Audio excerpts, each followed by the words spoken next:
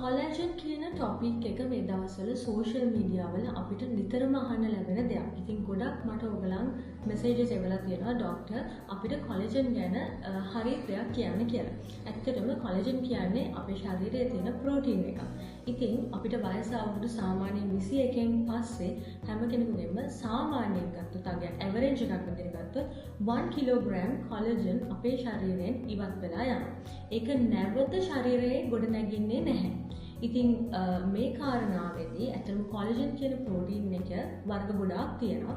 ඉතින් අපි මේ කතා කරන කොලජන් එක සාමාන්‍යයෙන් type 1 කොලජන් කියලා අපි සලකනවා අපේ සම, නිය, හිස කෙස් වගේ දේවල් වල වර්ධනයට සහ ඒවා හොඳින් රඳා පවතිනට අවශ්‍ය වෙන එක.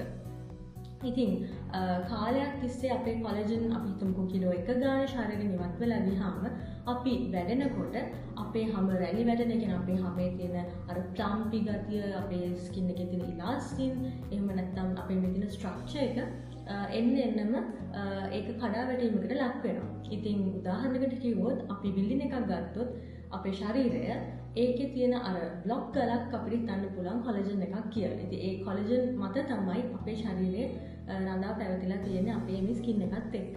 ඉතින් ඒක මම සරල උදාහරණයක් කිව්වේ ව්‍යවහාරයට. ඉතින් එතකොට කොලජන් වටින يعني කොලජන් අපිට අවශ්‍ය දෙයක් කියන එක ඔයගලන්ට පැහැදිලි.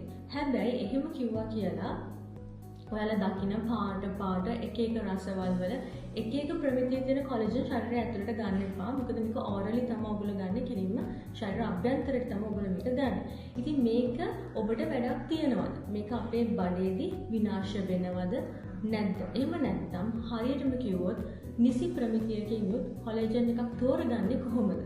මේ වගේ කාරණාවල් ඉදිරි වීඩියෝ එකකින් කතා කරන්න බලාපොරොත්තු වෙනවා. ඒ වගේම per serving ඔයාට කොලජන් ග්‍රෑම් කොපමණ ප්‍රමාණයක් ශරීරයට අවශ්‍ය වෙනවද කියලා වෛද්‍ය විද්‍යාත්මකව සනාථ වෙ තිබෙන විස්තර ඉදිරි වීඩියෝ එකකින් කතා කරමු.